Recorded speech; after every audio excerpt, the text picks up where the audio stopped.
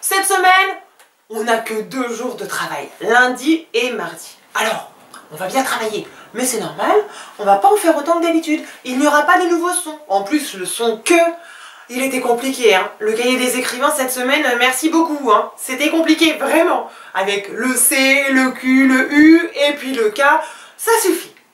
Alors, par contre, on va quand même réviser un petit peu le son que.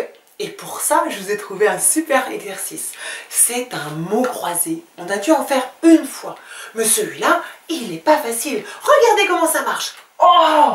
Il y a des cases partout, dans tous les sens. Vertical, horizontal. D'accord? Mais c'est facile, regardez. Il y a un dessin à l'entrée de chaque mot.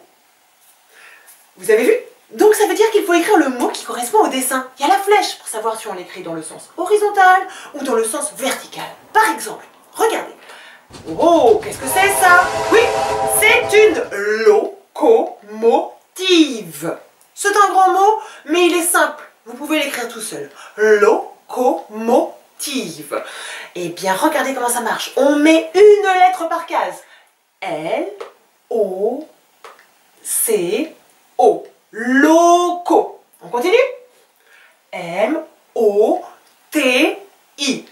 Moti. Locomoti. Qu'est-ce qui manque?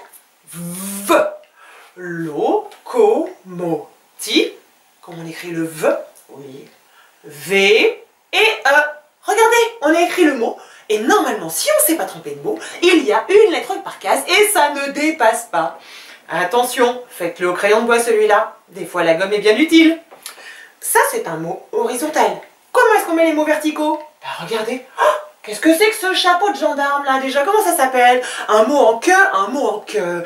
Un képi. Oui, un képi. Oh, celui-ci aussi, on le rencontre pas souvent, mais il est simple. Il s'écrit avec un K. Regardez. Combien il y a de lettres en descendant après le képi? 1, 2, 3, 4. Eh oui. K. Et, je n'oublie pas l'accent, P-I, képi. Vous avez vu comment ça marche? C'est pratique, hein? Alors à vous de jouer. N'oubliez pas, crayon de bois. Ah oui, une petite précision. Dans les mots croisés, on écrit avec des lettres capitales. C'est trop compliqué sinon d'attacher les lettres entre les cases. D'accord? Ça, c'est notre première révision pour le son que. Dans le drive, je vous ai mis une feuille d'exercice que vous avez l'habitude de faire avec le son que.